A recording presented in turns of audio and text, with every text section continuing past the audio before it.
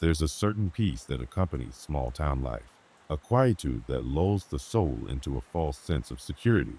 The mundane rhythm of daily chores, the repetitive greetings exchanged at the local store, and the predictability of familiar faces walking by all contribute to a comforting cocoon of normalcy. My days had merged into a seamless blend of monotonous tasks and the unending wait for something, anything, to disrupt the cycle. That disruption came on an unremarkable Tuesday afternoon. 3 years had passed since my daughter, Emma, vanished from our lives. The initial days had been a chaotic blur of search parties, police interrogations, and sleepless nights. The subsequent months, a painful acceptance of the inexplicable void left in her absence. We had mourned, and in our own ways, each of us had adjusted to the new normal. Yet, the absence of closure gnawed at us persistently. In a small town where news traveled fast and secrets were scarce, her disappearance remained an unsolved mystery, a ghost story whispered among neighbors. It was on this dull Tuesday that the doorbell rang, an event so ordinary yet so suddenly extraordinary. Opening the door, my heart skipped a beat. There she stood, Emma. Her eyes, though familiar, held a depth that spoke of experiences untold. Her hair cascaded down her shoulders, longer than I remembered. She looked older, wiser, as if years had passed within those 3 short ones. She smiled, a serene yet eerie smile that sent a shiver down my spine. It was Emma, yet it wasn't. "Hello, Dad," she said softly, her voice a gentle echo of the past. I stood frozen, unsure whether to trust my eyes or doubt my sanity. My mind raced. How could this be? Where had she been? Was this some cruel joke? "Emma," I whispered, my voice trembling with disbelief. "Yes, it's me," she replied, stepping inside as if she had never left. Joy, confusion, and fear clashed within me, each battling for dominance. I had imagined this moment so many times, but never had it felt so uncanny. Nevertheless, I embraced her, feeling the solid weight of her presence, the warmth that proved she was real. But beneath that warmth was a chilling coldness that set alarms ringing through my being. In the days that followed, Emma settled back into the rhythm of our household as if she had been away on a mere vacation. She was both the same and different. Her habits were familiar, yet there was an underlying strangeness to her demeanor that was impossible to ignore. She moved through the house with an ethereal grace, often pausing to touch objects as if reacquainting herself with forgotten memories. Her eyes lingered on family photos with an unsettling intensity. The town buzzed with the news of her return. Friends and neighbors stopped by, eyes wide with curiosity and disbelief. Emma indulged their questions with vague answers, a cryptic smile playing on her lips. "I was lost," she would say enigmatically, leaving their questions hanging in the air like wisps of fog. Her evasiveness only deepened the mystery. What disturbed me most was the presence of whispers. In the quiet of the night, or in the early dawn hours when the world was still asleep, I would hear them, the low, indistinct murmurs that seemed to come from everywhere and nowhere. At first, I dismissed them as the product of overactive imagination, a consequence of my frayed nerves. But as the days wore on, they grew more pronounced, more insistent, filling the spaces of our house with a haunting presence. Emma, on the other hand, seemed entirely unaffected. She moved through the growing unease with a calm detachment, her smile ever present, her demeanor unchanged. She seemed to revel in the attention, the mystery of her return only enhancing her allure. But beneath the composed exterior lay a disquieting energy, a force that seemed to affect the very atmosphere of our home. My wife, Susan, was overjoyed at Emma's return, her motherly instincts overwhelming any sense of suspicion. She clung to Emma, fussing over her, eager to make up for lost time. But even she couldn't ignore the changes, the subtle shifts in Emma's personality that hinted at something darker. "Have you noticed how she seems different?"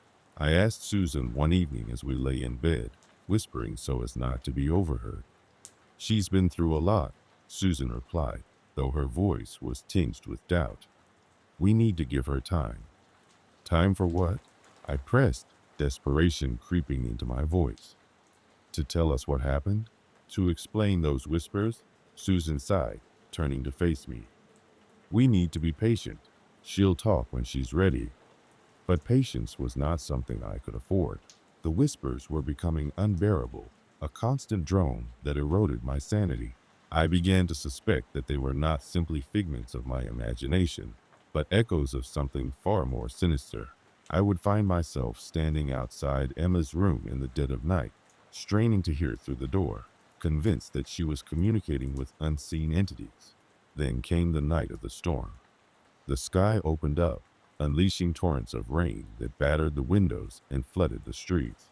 The power flickered, plunging the house into a strobe of light and shadow, and through the chaos, the whispers grew louder, more coherent, their words now discernible.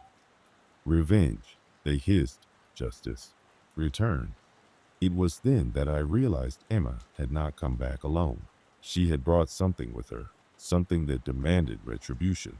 Panicked, I ran to Emma's room, bursting through the door to find her standing at the window, gazing out at the storm.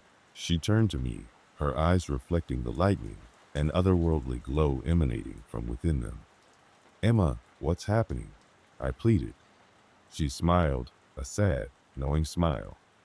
I'm here to make things right, Dad. Make what right? I asked, fear constricting my throat. She stepped closer, her presence both comforting and terrifying.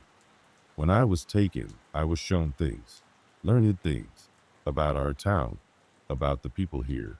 The whispers crescendoed around us, a cacophony that rattled the walls. The room seemed to shift, reality bending under the weight of their presence. Some things need to change, Emma continued, her voice barely audible above the din. I was chosen to deliver justice, to right the wrongs. Who chose you? I demanded, my mind reeling. The ones who whisper, she replied, her eyes locked with mine. The ones who were wronged. A sense of dread enveloped me as the truth unfolded. Our town harbored secrets, hidden beneath its veneer of normalcy. Emma had been taken into a world beyond our understanding, and she had returned as an agent of vengeance. But why you? I asked, struggling to comprehend. Because I was innocent, she replied, her voice filled with a quiet conviction. And innocence has power. The storm outside reached its peak, the wind howling with a fury that seemed to mirror the anguish of those lost souls. Emma's mission was clear, her purpose unwavering. As the whispers grew to a deafening roar, I felt a shift within me, a loosened grip on reality. The room darkened, the shadows lengthening, stretching across the walls, enveloping us in their embrace. Then, as abruptly as it had begun, the storm subsided. Silence fell, thick and profound. Emma turned to the window once more, her gaze lost in the distance. Emma, I whispered, my voice breaking. What happens now? She turned back to me, her expression tender and resolute. Now we wait. Change will come. The days that followed were marked by a strange tranquility. The whispers had ceased, leaving an eerie quiet in their wake. Emma resumed her place in our lives, her presence a constant reminder of the mysterious forces at play. The town, unaware of the supernatural upheaval that had transpired, continued its unperturbed existence. But the fear lingered. It lingered in the hushed conversations, the wary glances of our neighbors, and most of all, in the depths of my own heart. Emma had returned, yet she was no longer the child I had once known. She was a conduit for something greater, something beyond our comprehension. As the sun set on another day, I watched her from the window, standing in the garden, eyes closed, face turned toward the sky. She seemed at peace, a serene figure against the backdrop of a darkening world. And though we lived in the shadow of uncertainty, I realized that our lives would never be the same. Emma's return had altered the fabric of our reality, intertwining us with forces unseen. The whispers may have faded, but their legacy endured, a reminder of the balance that must be restored. In the stillness of night, as I lay awake, I could still sense their presence, an omnipresent watchfulness that never truly left. Emma had been chosen as their emissary, and through her justice would be served. The fear would never entirely dissipate, but with it came a strange sense of hope. For in Emma's eyes, I saw a determination that promised change, a future reshaped by the hands of the innocent. And so we lived on, bound by the secrets that lingered in the shadows, awaiting the dawn of a new beginning. The sound of the wind rustling through the trees outside my kitchen window was a comforting presence on most evenings. It was a constant in my life here in the small town suburb where nothing much changed. The neighborhood was the kind that people described as quaint or charming when they visited, with its neatly trimmed lawns and perfectly aligned houses. I had lived here for over a decade, long enough to become part of its tapestry, despite the ever-present thud of pain that accompanied my daily life. 3 years ago, my daughter, Emma, vanished without a trace. One moment she was walking home from school, and the next she was gone. The police had combed through the neighborhood, interviewed everyone, but the ground yielded no answers. Days turned into weeks, weeks into months, and as the seasons changed, so did the hope of ever seeing her again. They suggested she had fallen victim to some wandering predator, a notion that filled me with cold dread. I lived with it, though, wrapped it around myself at night like a shroud, hoping against hope that somehow, someday, she would find her way back to me.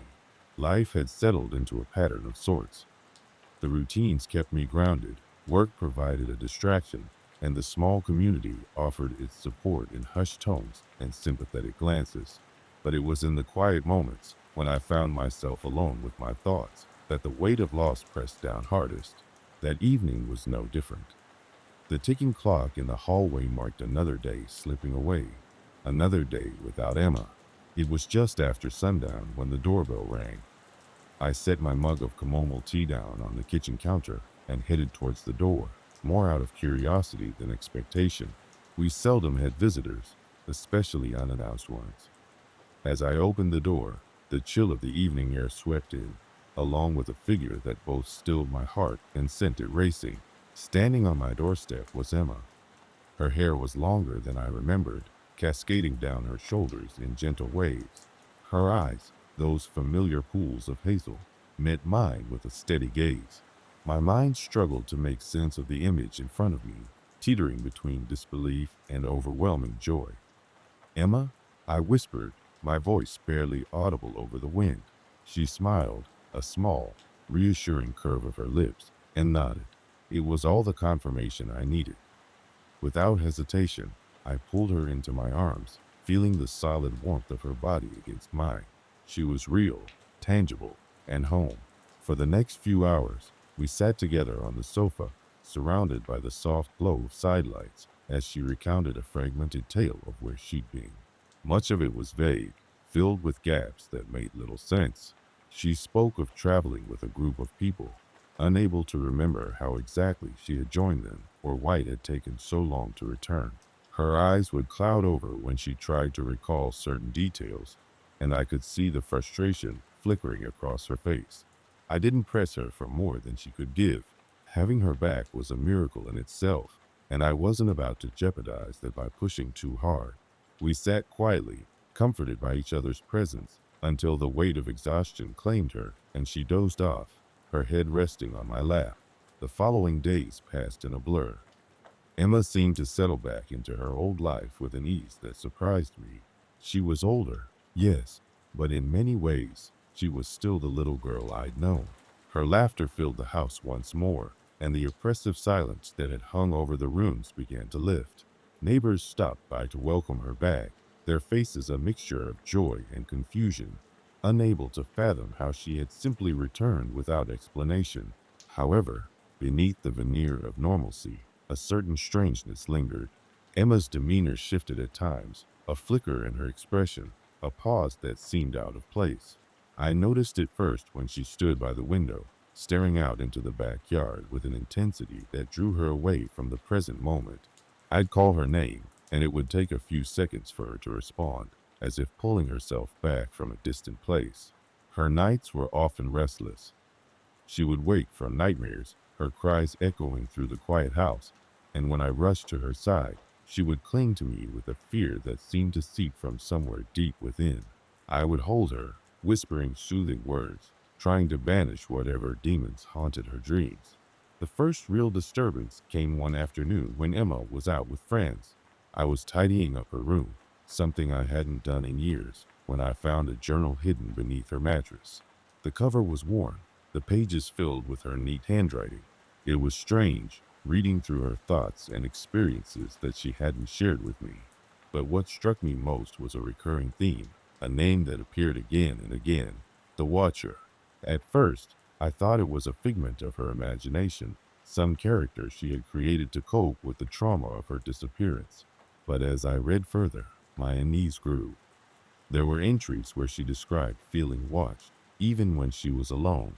She wrote about seeing shadows in the corners of her vision, whispers that called to her from the dark. I tried to dismiss it, to chalk it up to the musings of a troubled mind, but there was a part of me that couldn't shake the feeling that something more was at play.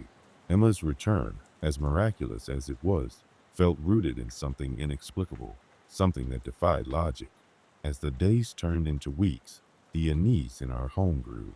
It was in the way lights would flicker unexpectedly, or how the air would chill without warning.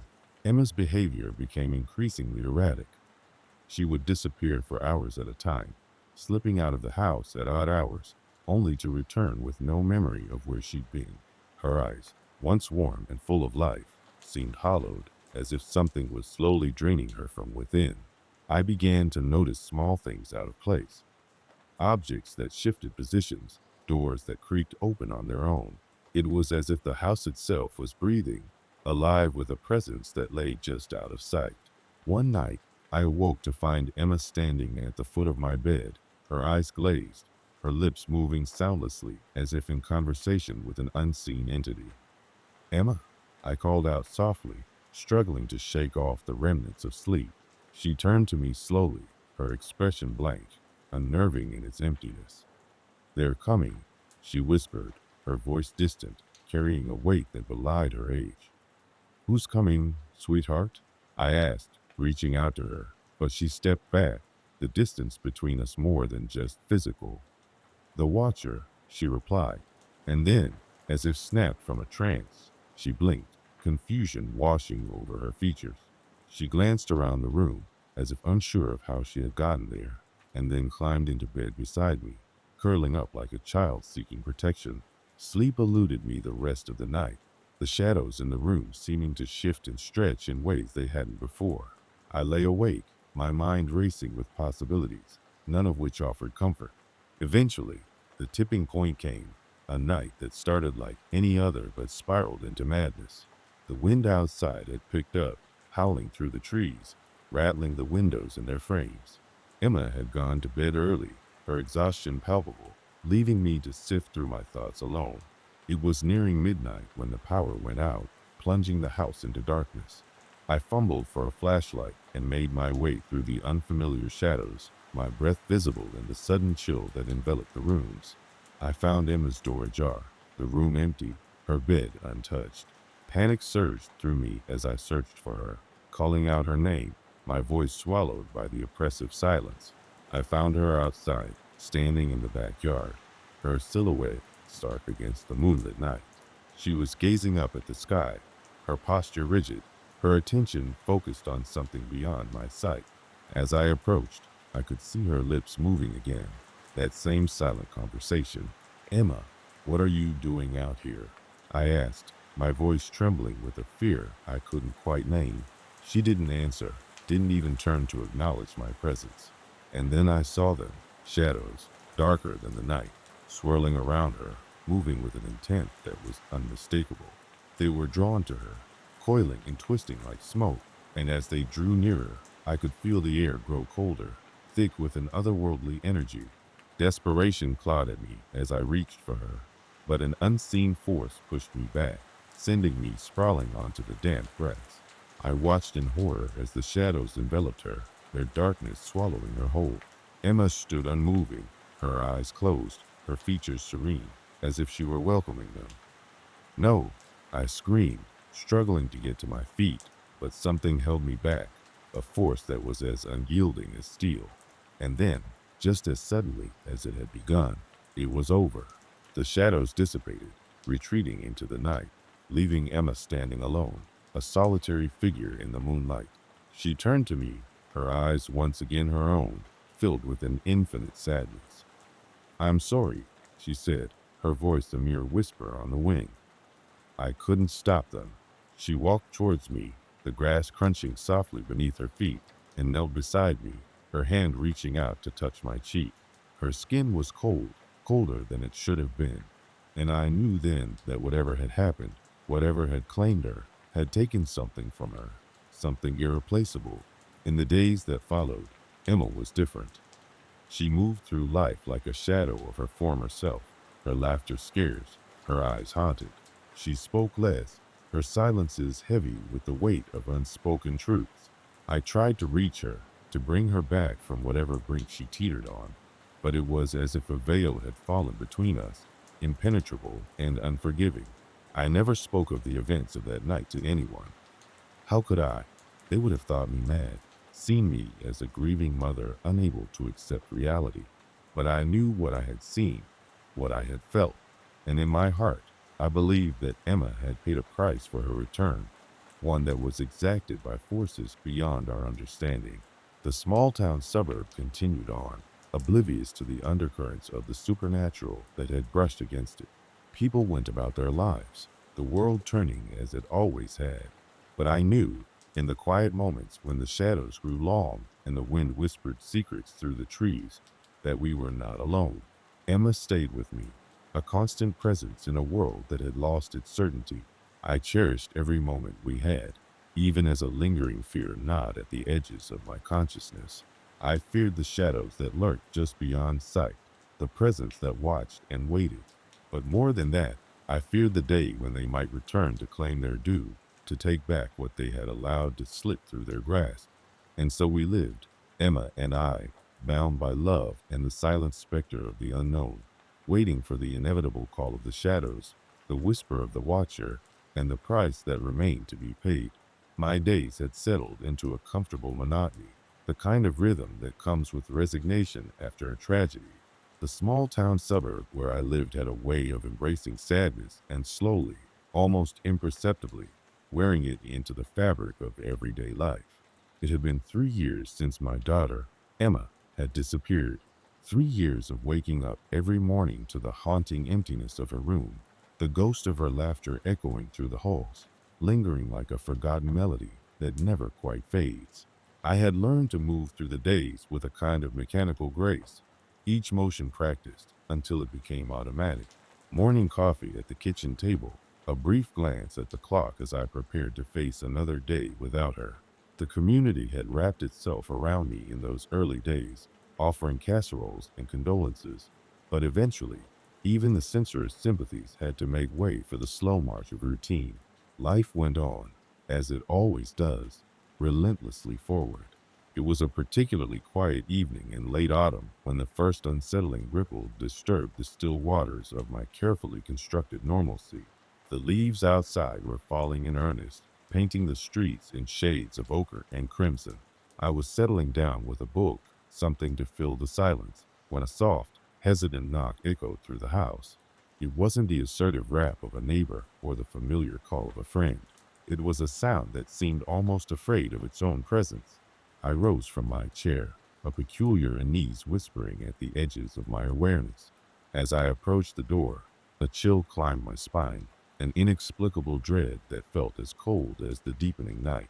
I hesitated, hand poised over the knob, before finally pulling the door open. There she stood, framed by the waning light of the street lamps, her form both achingly familiar and eerily strange. Emma. My heart clutched in my chest, a fragile heartbeat away from disbelief. She was older, her features sharpened by time, but her eyes, oh, those eyes, they held a depth, an unknowable darkness that seemed both ancient and unfathomable. I remember calling her name, the word trembling from my lips like a prayer. She didn't answer immediately, just looked at me with a mixture of longing and an unsettling calm. Finally, she stepped forward into the warm glow of the hallway, and I wrapped her in my arms. The warmth of her body was a shock, a realness that clashed violently against the surreal tableau my mind struggled to comprehend. The town buzzed with the news of Emma's return. The whispers grew into a steady hum. a cacophony of speculation and joy mingled with disbelief. How could this be? Where had she been? The authorities, too, were baffled. They questioned her, tested her, but the answers were elusive, slipping through their grasp like smoke. Emma, it seemed, remembered very little. Her last memory was of playing in the backyard, a blurred vision of sunlight and laughter, and then nothing. It was as if she had stepped from one moment to the next, her life pausing like a film caught between frames. As days turned to weeks, the initial euphoria of her return began to tangle with threads of unease. Small things, at first, were easily dismissed, a shadow that seemed too long, the way her laughter would sometimes spiral into something hollow, the air around her subtly colder than it should be. I tried to ignore it, to chalk it up to the trauma she had endured. But there was a part of me, a primal instinct, that whispered warnings I couldn't quite silence. Her presence changed the house, an indefinable shift in the atmosphere that I couldn't pinpoint. Objects moved from their places, not dramatically, but just enough to unsettle. The air crackled with a tension that electrified the mundane, imbuing each room with an undercurrent of something deeply wrong. Then I began to notice how Emma would sometimes drift away, her gaze unfocused, as if listening to a distant call. Her dreams, too, became fraught with disturbances.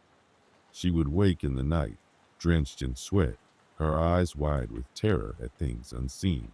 I would hold her close, whispering reassurances that felt increasingly hollow. She would tell me, in a voice shaky with sleep, of voices that whispered secrets in the dark, of shadows that moved with a life of their own. Concerned, I sought the counsel of professionals, but their answers were vague, the advice predictable. Trauma, adjustment period, give it time.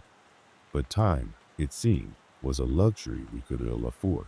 The unsettling occurrences around Emma only escalated.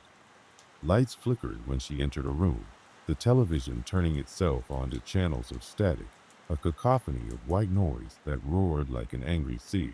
One evening, as I sat in the living room lost in thought, I noticed Emma standing by the window, her silhouette stark against the glass. She seemed different, her posture rigid, as if she were listening intently to something just beyond the edge of hearing.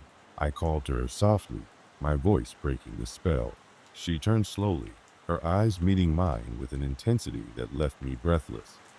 "They're coming," she whispered, her voice carrying an otherworldly certainty that chilled me to the bone.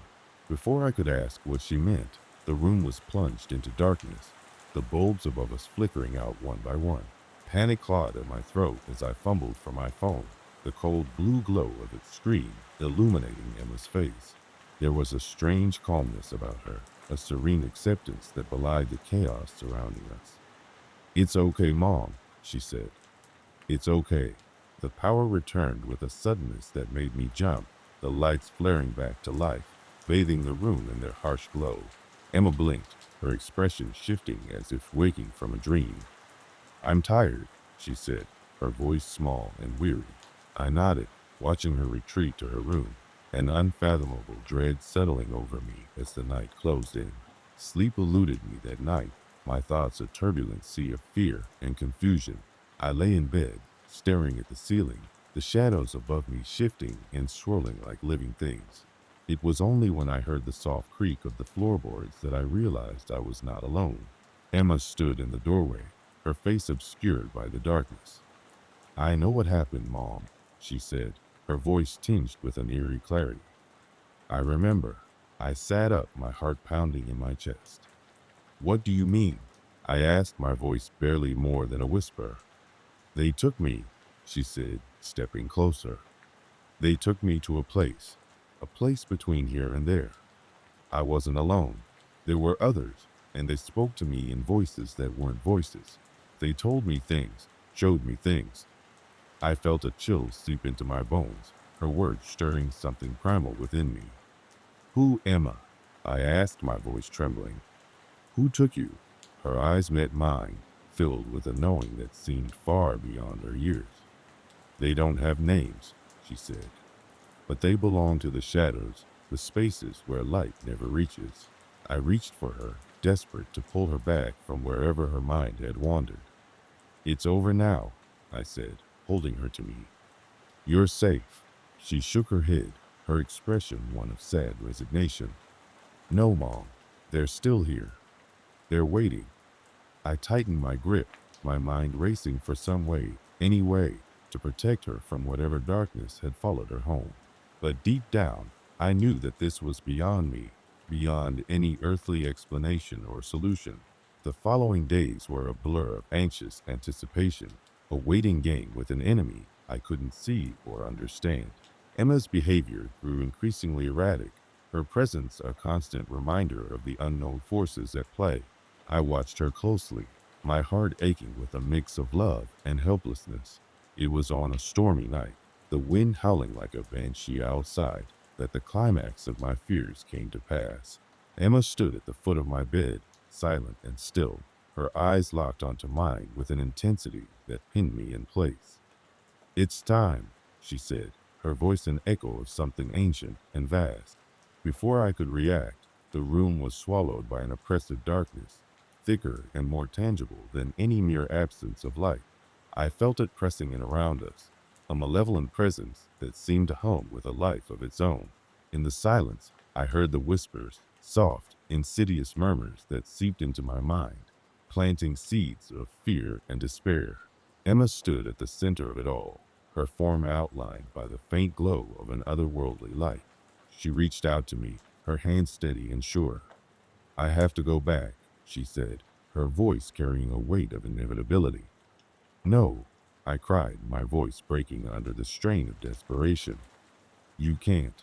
I won't let you. She shook her head slowly, a sad smile touching her lips. It's where I belong now, Mom, but I'll always be with you. Tears flowed freely down my cheeks as I reached for her, our fingers brushing for one fleeting moment before she was gone, the darkness closing in around her like a shroud. The whispers faded, leaving behind an aching silence that filled the room. When the morning light finally broke through the window, I found myself alone, the bed cold and empty beside me. Emma had vanished, leaving behind only the memory of her presence and the lingering echo of her voice. I stepped into her room, half expecting to find her there, as if this had all been a nightmare from which I would soon wake. But the room was as it had always been, untouched and undisturbed, save for the faint outline of her form on the bed where she had once slept. The house felt different now, infused with a quietude that bordered on the sacred. I moved through it with reverence, my heart heavy with the knowledge of what had transpired. Emma was gone, but she was not lost. She had returned to a place beyond my understanding, a realm where shadows held sway and whispers danced on the edge of perception. The world outside continued its relentless march forward, oblivious to the mysteries that lay hidden in the spaces between. I carried on as best I could, my days filled with the gentle routines that had once brought solace. But the fear lingered, a shadow that walked beside me, a reminder of the thin veil that separated this world from the next. On some nights, when the wind howled and the moon cast its cold light across the landscape, I would sit by the window and listen. And if I listened closely enough, I could almost hear her, a soft whisper carried on the breeze, telling me that she was near, that she was watching, and that I was not alone.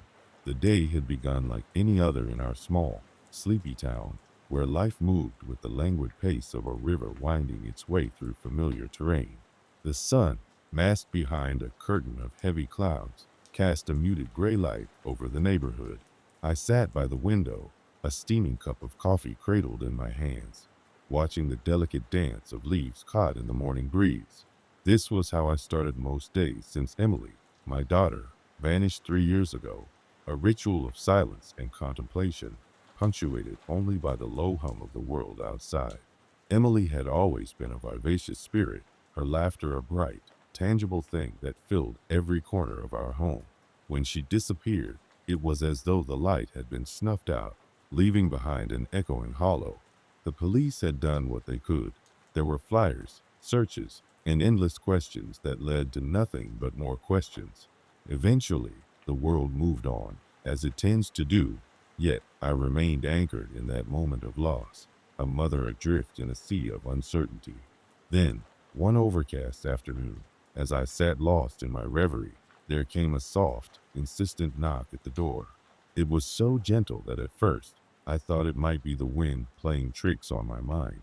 But when it persisted, I rose from my chair, my heart quickening with a peculiar mix of anticipation and dread. I opened the door, and there she was, Emily. She stood on the porch, her hair whipped about her face by the wind, but unmistakably her. My heart seized at the sight, an emotion too complex for words, a blend of disbelief and joy. She was wearing the same blue jacket she had last been seen in, though it seemed untouched by time. Her eyes, however, held a depth that hadn't been there before, an unfathomable darkness that made me shiver despite the warmth of the day. "Mom," she said, her voice a breathy echo of the past.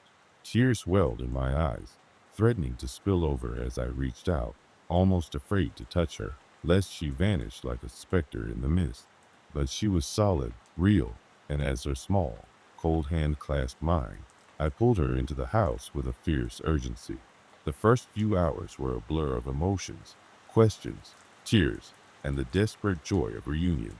I couldn't bring myself to ask where she had been, afraid of the answers that might shatter this fragile miracle.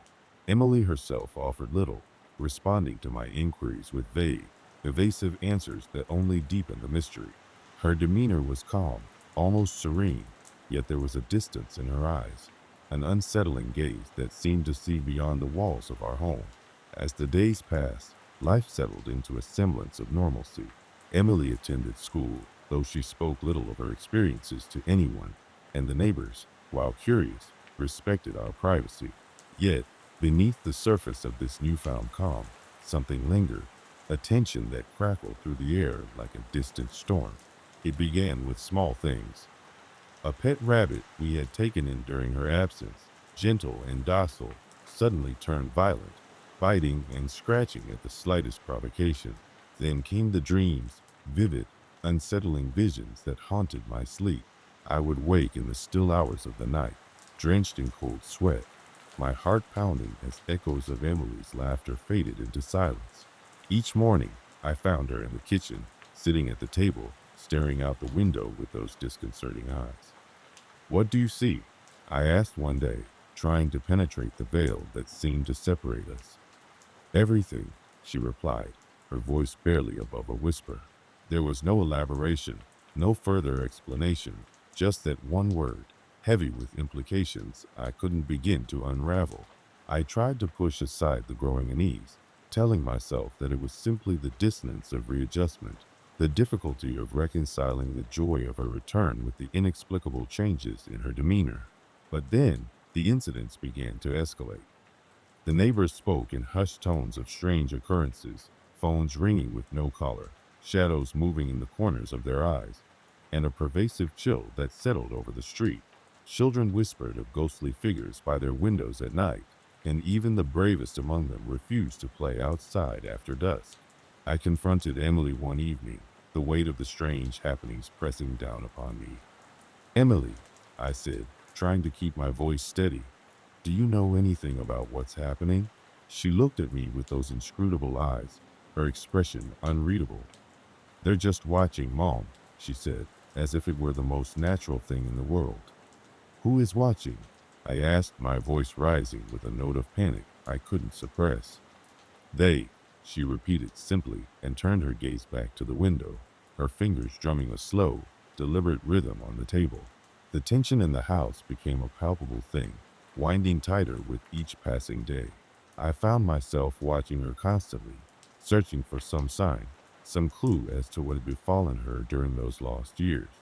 But the more I watched, the more elusive she became, slipping through my grasp like water through a sieve. The climax came on a stormy night. The sky split open with flashes of lightning, the air thick with electricity. I was awakened by a noise, a low, insistent hum that seemed to vibrate through the very foundation of the house. I rose from bed, my feet carrying me, almost against my will, towards Emily's room. The door creaked open, revealing her standing by the window, silhouetted against the flickering sky. Her head was tilted as if listening to some distant melody, a faint smile playing on her lips. "Emily," I called, my voice trembling with fear and frustration. "What's happening?" She turned to me then, her eyes glowing with an otherworldly light, a smile both serene and terrifying. "They're here," she said simply, and at that moment, the very air seemed to shudder. The room filled with shadows, amorphous shapes that writhed and twisted, slipping through the walls like smoke. I could feel their presence, a cold, malevolent intelligence that pressed against my mind. My body was frozen in place, caught in the grip of an unseen force as the shadows closed in. And then, just as suddenly as it began, it was over. The shapes dispersed, leaving only Emily standing there, as if nothing had happened. The storm outside intensified, the wind howling like a banshee, but inside, an eerie calm had settled. The fear lingered long after that night, a living thing that shadowed my every step. Emily remained, unchanged and enigmatic, her presence both a comfort and a constant reminder of the inexplicable events. The neighbors continued to speak of strange happenings, though they dared not question us directly, and life, such as it was, went on. I never learned what truly transpired during those years she was gone, nor did I discover the identity of the watchers she spoke of. There was no resolution, no neat conclusion to our tale, only the persistent unease that colored our days. In the quiet moments, when the world slept, I found myself standing at her door, watching over her as she slept, my heart a fragile thing, torn between love and fear. And in those silent hours, I understood that some mysteries are meant to remain unsolved, their secrets hidden in the shadows, forever out of reach. I never imagined the day my life would fracture into an unrecognizable reality. My daughter, Emily, was the heart of my existence, the rhythm in my every heartbeat. For the past 3 years, I wandered through life like a ghost, hollow and searching. The suburb we called home was the kind of place where time felt suspended, where nothing truly altered with the seasons except the color of leaves. People greeted one another with familiar nods, and every corner store clerk knew the details of your last purchase. It was an existence built on repetition and predictability, but my world had been anything but stable since the day Emily vanished. It was early spring when I received the last call from the police, their voices carrying the familiar undertones of resignation. The search had been exhaustive, yet it seemed they acknowledged what I could not. Emily was gone. I lived on the periphery of despair and denial, my days punctuated by the echoes of her laughter, a haunting reminder of what once was. Without her, each sunrise was a burden, and every sunset brought with it the promise of another sleepless night. Life continued its routine charade around me, but the colors had leached away. Every neighbor offered condolences, words that filled the air like smoke, suffocating in their well-meaning futility. I took to walking the streets at dusk, my eyes scanning the faces of the children who played, hoping for a glimpse of the impossible. Then, one evening, a knock at the door shattered the fragile veneer of normalcy I had constructed. It was a soft, hesitant knock, the kind that barely registers at the edge of awareness. I ignored it at first, convinced it was a figment of my imagination, but it came again, insistent yet gentle. When I opened the door, the world tilted on its axis. Standing there, framed by the dim glow of the porch light, was Emily. There was no mistaking those eyes, a blend of my own and her father's, wide and filled with an expression I couldn't quite decipher. "Mom," she whispered, her voice a fragile tether to reality. My mind reeled, a cacophony of disbelief and joy clashing with the shadows of doubt. She looked the same, perhaps a little taller, but the essence of her was unchanged. I reached out tentatively, my fingers brushing against her cheek, tangible and warm. She was real, standing before me like a resurrected dream. I pulled her into an embrace, my heart pounding with an intensity that bordered on pain. The weight of her was solid against me, dispelling any notion that this was an apparition. Tears burned in my eyes, and I held her tighter, fearing that if I let go, she would dissolve back into the ether. Words tumbled from my lips, questions mingled with expressions of love and disbelief. She answered with a soft, enigmatic smile, offering explanations that danced around the edges of coherence. The neighborhood buzzed with gossip, whispers carried by the wind, as people tried to comprehend the miracle of her return. Emily herself was an enigma, her stories of the past 3 years vague and fragmentary. She spoke of people who had cared for her, of places she had been, but the details slipped away like sand through fingers. It was as if she existed in two worlds, one foot in the reality we shared, and the other in a place just beyond reach. Days passed, and the initial shock of her reappearance began to settle, though an undercurrent of unease lapped at the edges of my consciousness. Emily seemed the same, yet there was an otherness to her, a quiet intensity that hadn't been there before. She spent long hours in her room, immersed in activities I could not discern. I often found her staring out the window, her gaze distant, as if she were seeking or waiting for something elusive. The nights were the hardest. I would wake to find her standing at my bedside, silent and still, her eyes reflecting the moonlight with an ethereal glow. "I missed you," she would say, her voice barely a whisper. I would nod, my heart swelling with an emotion that was equal parts love and fear. It was a feeling I couldn't shake, a sense that I was living in a delicate illusion, one that could shatter with a breath. The first true disturbance came late one night when Emily asked about the old well in the backyard. It was a relic from when the house had been built, long before modern plumbing had rendered it obsolete. Covered now with a heavy wooden lid and overgrown with ivy, it had been forgotten except in tales of caution told to children.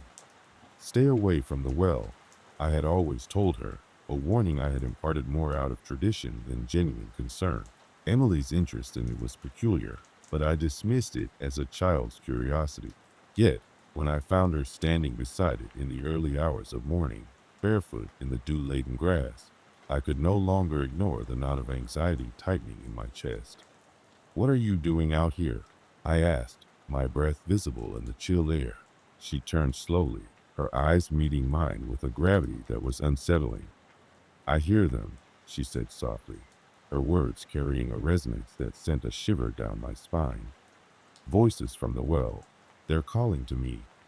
A chill unfurled in the pit of my stomach, but I forced a smile.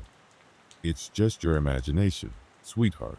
The well's been silent for years."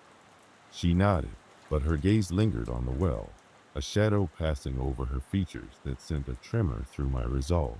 I led her back inside, the warmth of the house a stark contrast to the cold knowledge that something was amiss. As days turned into weeks, the atmosphere in our home shifted. The air felt charged with a strange energy, a tension that crackled just beneath the surface. Objects began to move, subtly at first, a book misplaced, a light flickering without cause. I was reluctant to acknowledge the disturbances, afraid to give voice to the fear that was beginning to consume me. Emily's behavior grew more erratic. At times, she seemed lost in reverie, caught in conversations with unseen presences. I would catch glimpses of her reflection in mirrors, her lips moving soundlessly, her eyes darkened with concentration. It was as if she were communing with an invisible world, one that I could not perceive. The climax came one stormy night, when the wind howled through the trees, and rain lashed against the windows with a fury that mirrored the turmoil within me. I awoke to the sound of the wind carrying faint, echoing voices, rising and falling in a ghostly symphony. I stumbled through the house, heart pounding, searching for Emily. I found her at the well, the lid thrown aside, standing perilously close to the edge. Her hair whipped around her face, and her clothes clung to her frame, soaked through by the rain. She was speaking in a low, rhythmic chant, a language that was foreign and ancient, resonating with an unnatural power. "Emily!" I shouted, my voice barely audible over the tempest. I rushed forward, the ground slippery and treacherous beneath my feet. She turned to face me, her eyes luminous in the darkness, shining with an intensity that was both mesmerizing and terrifying. "They're here," she said, her voice calm amidst the chaos, as if she stood at the eye of the storm. "They've been waiting." A part of me wanted to recoil, to retreat from the unknown force that surrounded her, but I couldn't abandon her. I reached for her, my fingers closing around her wrist, cold and unyielding. "Please, Emily," I pleaded, desperation coloring my words. "Come inside. We can talk about this." She hesitated, and for a moment, I saw a flicker of the daughter I had known, the girl who had once filled my life with light. Then, Slowly, she nodded, allowing me to guide her back to the safety of the house. The storm raged on outside, but within the walls, a silence descended, heavy and oppressive. In the days that followed, Emily's demeanor softened, the strange intensity ebbing away like the receding tide. The disturbances ceased, leaving in their wake a fragile peace that I dared not question too deeply. Yet, the fear lingered, an ever-present shadow that haunted the edges of my consciousness. I watched her closely, searching for signs that she remained tethered to this reality and not adrift in the unknown. She seemed to settle back into the routines of life, her laughter once again resounding through the halls. But there were moments, fleeting and ephemeral, when I would catch her gazing into the distance, her eyes clouded with a longing that I couldn't quite fathom. The well remained, a silent sentinel in our backyard, its presence a reminder of the night when the veil between worlds thinned, and the boundaries of the possible were irrevocably blurred. I never spoke of it, not to Emily or to anyone else, choosing instead to bury the memory deep within me, where it festered in silence. Life in our small suburb resumed its predictable cadence, the seasons changing with a comforting regularity. Yet, beneath the surface of my existence, the fear endured, lurking just beyond the reach of light. It was a fear not only of losing Emily again, but of what might emerge from the shadows if ever the balance were to tip once more. As I lay awake at night, listening to the rhythmic cadence of her breathing in the next room, I could not shake the certainty that the past was not done with us. The will remained, an open question poised between what I understood and what I dared not explore. It was a symbol of the unknown, a threshold to a realm where my daughter had wandered and from which she had returned, altered in ways I may never fully comprehend. The fear was my constant companion, as relentless as the tide, its whispers a reminder that the boundaries of our world are fragile. I remained vigilant, ever watchful, knowing that the darkness lay just beyond the edges of perception, waiting with patient, timeless intent. The morning was like any other, the soft hum of the town waking up around me as I sipped my coffee on the porch. The air was crisp, a gentle reminder that autumn had settled in, painting the trees in shades of orange and gold. Our small town, nestled quietly between the hills and the winding river, had a rhythm to it, a slow, comforting rhythm that had kept me anchored these past few years. 3 years. It felt like a lifetime since the day my daughter disappeared. The pain of her absence was a constant companion, one I had learned to live with, like an old injury that ached with the change of weather. The community rallied around me after it happened. They brought casseroles, offered prayers, and searched the woods and fields. But eventually, life resumed its course. People moved on because they had to. I couldn't blame them. I tried to do the same, though every day was a battle.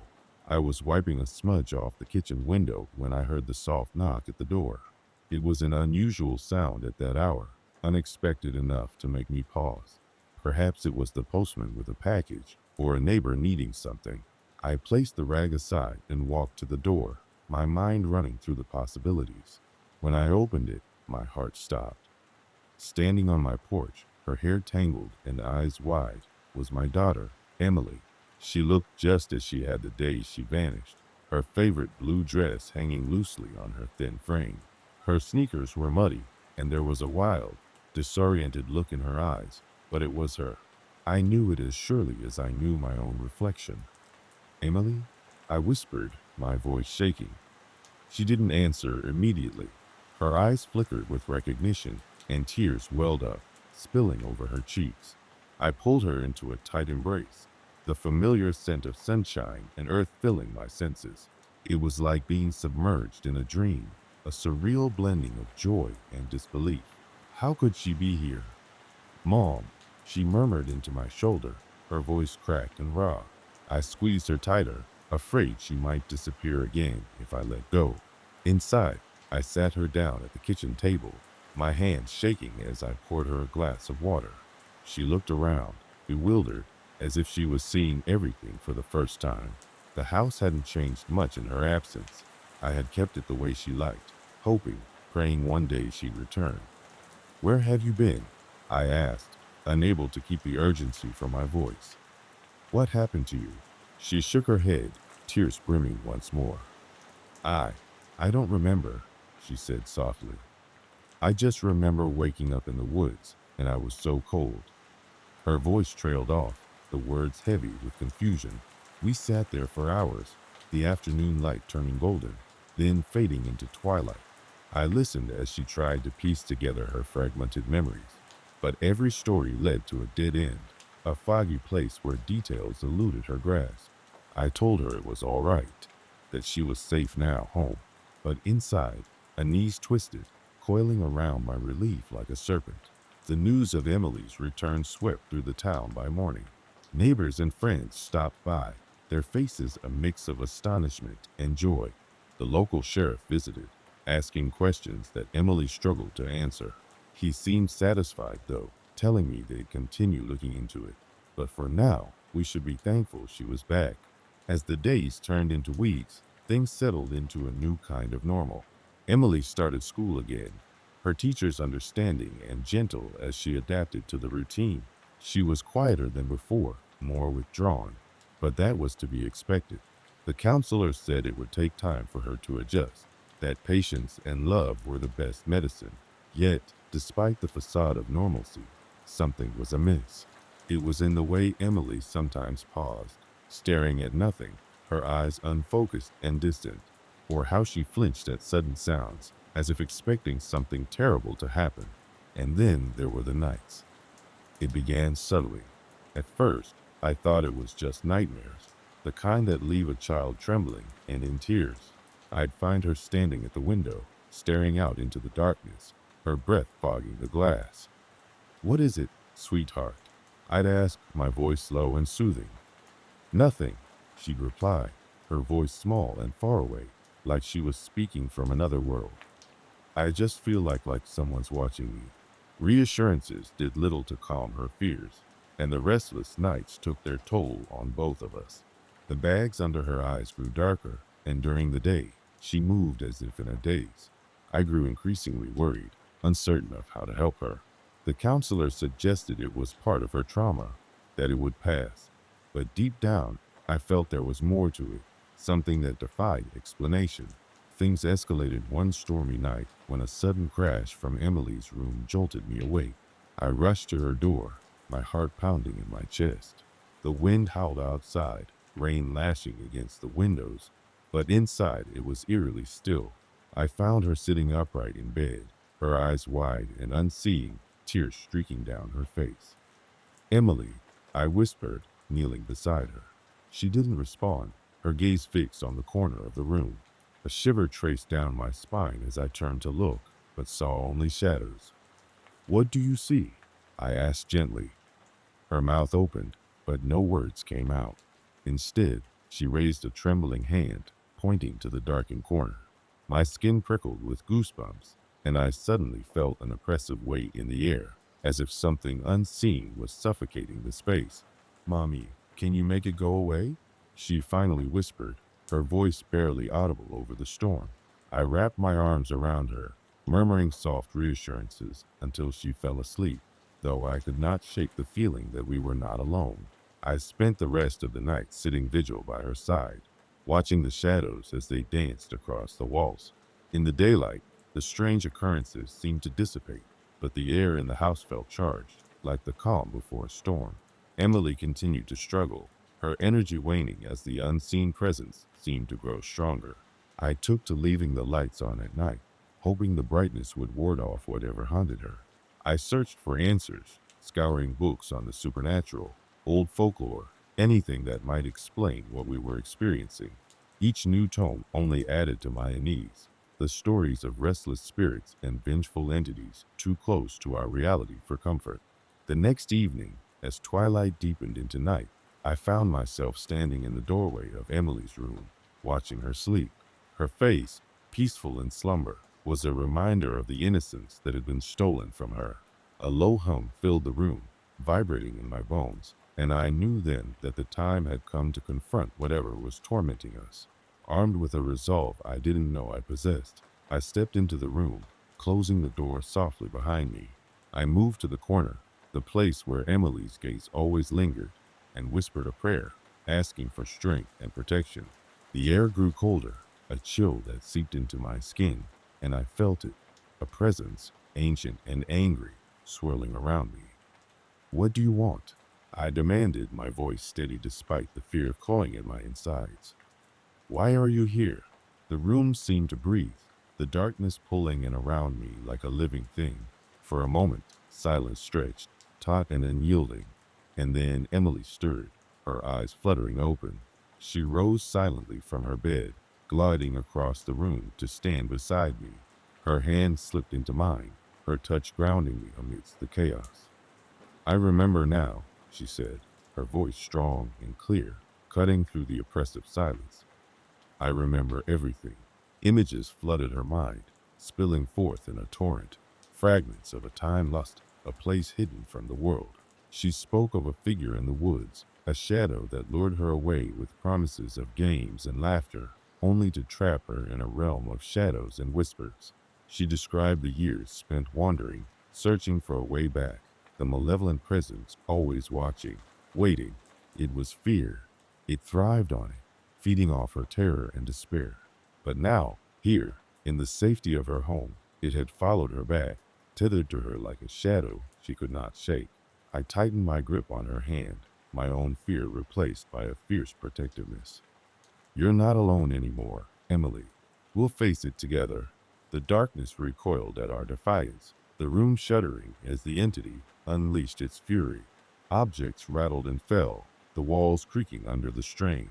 But we stood firm, refusing to yield, drawing strength from the bond between us. Leave us, I commanded, my voice echoing with a power I hadn't known I possessed. You have no place here. The temperature in the room plummeted, frost crawling across the window panes.